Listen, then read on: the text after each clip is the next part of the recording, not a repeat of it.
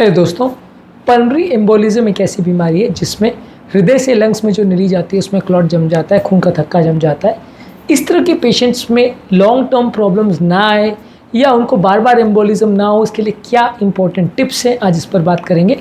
आज का टॉपिक बहुत ज़्यादा इंपॉर्टेंट है क्योंकि पल्मोनरी एम्बोलिज्म एक ऐसी बीमारी है जो कि लगभग हार्ट अटैक जितना ही डेंजरस है, लेकिन अक्सर इस पर बहुत कम डिस्कशन होता है क्योंकि ये बीमारी उतनी ज़्यादा कॉमन नहीं है जितनी हार्ट अटैक है। लेकिन हाँ, जानलेवा ये भी काफ़ी केस में हो सकते हैं, इसलिए इसे इग्नोर करना डेंजरस हो सकता है। इसके इंपॉर्टेंट टिप्स पर आज बात करेंगे ताकि लोग अपने आप को इस बीमारी से बचा सकें। टॉपिक पर जाने से पहले जो लोग हमारे चैनल पर नए हैं उन्हें रिक्वेस्ट करूँगा कि चैनल को सब्सक्राइब करें, वीडियोज़ को लाइक करें, शेयर करें, फॉलो करें, कमेंट करें, पूरा देखें।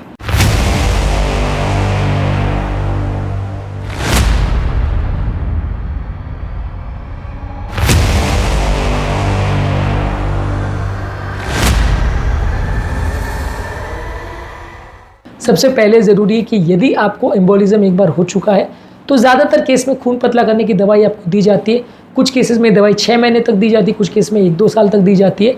यदि प्रोवोक्ड एम्बोलिज्म है, यानी किसी कारणवश एम्बोलिज्म हुआ है, जैसे पेशेंट बेड रिडन था या कोई पैरालिसिस की वजह से, या पेशेंट को कोई रिसेंट सर्जरी हुई थी, कोई एक्सीडेंट हुआ था, वैसे केस में अगर एम्बोलिज्म होता है इसको प्रोवोक्ड एम्बोलिज्म बोलते हैं। वैसे केस में आप पेशेंट को खून पतला करने की दवा 6 महीने तक देते हैं। यदि अनप्रोवोक्ड एम्बोलिज्म है जिसमें कोई कारण क्लियर कट नहीं है तो वहाँ आप उसको ज़्यादा ड्यूरेशन तक, मे बी 1 साल तक दवाई देते हैं।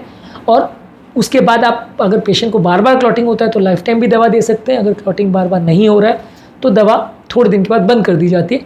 जब तक दवा प्रिस्क्राइब्ड है तब तक दवा लेते रहना चाहिए, नहीं तो दोबारा एम्बोलिज्म का चांस हो सकता है। अगला इंपॉर्टेंट टिप है, सिम्टम्स पर प्रॉपर ध्यान देते रहिए। यदि दोबारा आपको सिम्टम्स हो रहे हैं, जैसे सडन ऑन से सांस फूलना बढ़ रहा है, घबराहट हो रही है, बेचैनी हो रही है, पसीना आ रहा है, इस तरह के कोई भी सिम्टम्स हो रहे हैं, या पाँव में वापस सूजन आ रही है, हार्ट फेलियर के कोई सिम्टम्स आ रहे हैं, तो अगर कोई भी इस तरह का सिम्टम्स हो तो उनको मॉनिटर करते रहिए क्योंकि इस तरह का दोबारा एपिसोड आपको कई सालों बाद भी हो सकता है। यदि आप मॉनिटर नहीं रखेंगे तो दोबारा प्रॉब्लम होता रहेगा। अगला इंपॉर्टेंट चीज़ है, चलते फिरते रहिए। यूजली पल्मोनरी एम्बोलिज्म बहुत ज़्यादा उन लोग को होता है जिनकी सेडेंटरी लाइफस्टाइल होती है या जो लंबे समय तक किसी बीमारीवश या किसी कारणवश बिस्तर में पड़े रहते हैं। तो यदि कोई बीमारी हो तो भी आपको कोशिश करते रहना है कि आप चलते रहो, थोड़ा बहुत एक्टिव रहो, दिन भर कुछ ना कुछ काम करते रहो। ऐसा नहीं है कि आप रात को बिस्तर पे सो जाओगे तो सुबह एम्बोलिज्म हो जाएगा, तो ऐसा आपको रात को सोना ही नहीं है, वैसा नहीं है। पर जितने ज़्यादा ड्यूरेशन तक अगर आप बेड पर पड़े रहो, 2-4 दिन तक अगर बेड पर पड़े रहो, तो वैसे ही लोग को एम्बोलिज्म ज़्यादा हो सकता है। तो जितना ज़्यादा एक्टिव रहेंगे, चलते फिरते रहेंगे, उतना अच्छा। इसी से रिलेटेड ये है कि प्रोलॉन्ग इमोबिलिटी अगर है तो उसमें भी कोशिश करिए कि यदि आपका रिसेंट सर्जरी भी हुआ है तो भी चलना फिरना चालू करिए। यदि कैंसर पेशेंट भी है या लकवे का पेशेंट भी है तो भी जितना जल्दी बने चलने फिरना चालू करना चाहिए। जब तक पेशेंट चलना फिरना चालू नहीं कर रहा है तब तक आइडियली खून पतला करने का दवा अगर पॉसिबल है तो पेशेंट को दिया जा सकता है ताकि ये एम्बोलिज्म ना बने, क्योंकि कई बार एम्बोलिज्म बनने का कोई वार्निंग साइन नहीं होता और सडनली क्लॉट बनता है और कंडीशन बिगड़ जाती है। तो अगर इस तरह की कोई बीमारी है जिस पर से आप बेड पर अगर पड़े हो या क्लॉट बनने का चांस ज़्यादा है तो वैसे में खून पतला करने की दवा पहले से ही चालू कर दिया जाता है ताकि क्लॉटिंग का रिस्क कम हो। और यदि ऐसा कोई रिस्क फैक्टर पहले से पता हो तो जितना जल्दी मोबिलिटी हो पेशेंट की वो करना बेटर रहेगा। अगला इंपॉर्टेंट टिप जो कि अक्सर इग्नोर्ड रहता है कि पानी ज़्यादा पीजिए। पानी एक तरह से ब्लड को डाइल्यूट करता है। मैं ऐसा नहीं कह रहा हूँ कि जितना ज़्यादा पानी पियोगे खून पतला होते जाएगा और दवाइयों की ज़रूरत ही नहीं है, पर लेकिन हाँ ये है कि पानी खून के गाढ़ेपन को कुछ हद तक रोकता है। जितना ज़्यादा पानी आप पियोगे उतने क्लॉटिंग के चांसेस कम रहेंगे। लेकिन दवाइयों के बदले ये नुस्खा नहीं है, दवाइयों के साथ आपको हेल्प करेगा। डिहाइड्रेशन की वजह से क्लॉटिंग का चांस बढ़ता है। अगला इंपॉर्टेंट टिप है, हेल्दी बॉडी वेट मेंटेन करिए। वजन को बहुत बढ़ने मत दीजिए। ओवरवेट लोगों में एम्बोलिज्म के चांसेस ज़्यादा होते हैं, इसलिए रेगुलर एक्सरसाइज करते रहिए, एक्टिव रहिए, तो इससे एम्बोलिज्म का चांस कम हो जाएगा। आपको स्मोकिंग की आदत है तो स्मोकिंग बंद कर दीजिए, अल्कोहल की आदत है तो अल्कोहल बंद कर दीजिए। ये सारे व्यसन जो है आपकी बॉडी की क्लॉटिंग टेंडेंसीज को बढ़ाते हैं, तो इसको अवॉइड करिए। इसके अलावा डीप ब्रीदिंग एक्सरसाइज करिए, इससे आपकी लंग्स की कैपेसिटी भी इंप्रूव होगी और अगर निमोनिया या इससे रिलेटेड कोई कॉम्प्लिकेशंस वगैरह तो वो भी कंपैरेटिवली कम हो जाते हैं। लंग्स का फंक्शन इंप्रूव होता है। अगर ऑलरेडी आपको एम्बोलिज्म हो गया तो ये भी आपकी मदद करेगा। गहरी गहरी सांस लीजिए, बलून ब्लो करने की एक्सरसाइज या बॉल्स को ब्लो करने की एक्सरसाइज, ये सारी चीज़ें आप कर सकते हैं। इसके अलावा आपको हेल्दी डाइट लेनी है जहाँ पे फ्रूट्स, वेजिटेबल, साग भाजी, तरकारी, लीन फैट फ्री प्रोटीन्स ये सब ज़्यादा लेना है। ज़्यादा नमक वाली चीज़, ज़्यादा ऑयल वाली चीज़, ज़्यादा कोलेस्ट्रॉल वाली चीज़ अवॉइड करिए। हालांकि पल्मोनरी एम्बोलिज्म में जो क्लॉट होता है वो कोलेस्ट्रॉल रिलेटेड नहीं होता, इसलिए कोलेस्ट्रॉल के रिकमेंडेशन इसमें पूरी तरह से एप्लीकेबल नहीं है, पर फिर भी आप कम रखोगे तो अच्छा है।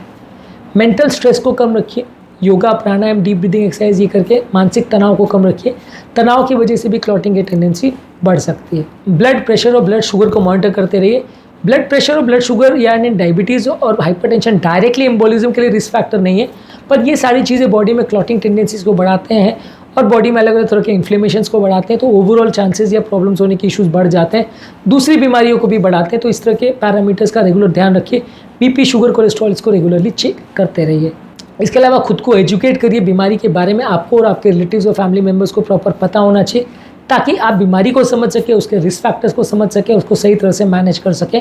यदि बीमारी हो रही है या होने का अंदेशा है तो आप टाइम पर उसे अवॉइड कर सकते हैं। ये होने के लिए आपको और आपके परिवार वालों को बीमारियों के बारे में उपयुक्त जानकारी होना आवश्यक है। इसके अलावा जिनको वैरिकोज वेन्स है या क्लॉट होने का चांस ज़्यादा है, वो वीनस कंप्रेशन स्टॉकिंग्स या टाइट मोजे, स्टॉकिंग्स जैसे होते हैं जो घुटने से ऊपर तक के मोजे होते हैं, उनको पहनते हैं। इससे आपकी पाँव की नसों में कंप्रेशन प्रेशर पड़ता है, वहाँ ब्लड इकट्ठा नहीं होता, तो क्लॉट होने के चांस कम हो जाते हैं। अगर आपको वैरिकोज वेन्स वाला प्रॉब्लम है तो इस तरह के स्टॉकिंग्स आप रेगुलरली यूज़ करेंगे तो इससे आपको फ़ायदा होगा। इसके अलावा आप जब भी ट्रैवल करते हैं तो लॉन्ग ड्यूरेशन एयर ट्रैवल वगैरह करते हैं तो उस दौरान प्लेन में एक जगह कंटिन्यूस मत बैठे रहिए, थोड़े चलते फिरते रहिए बीच बीच में। इससे भी कई बार क्लॉटिंग का चांस कम होता है।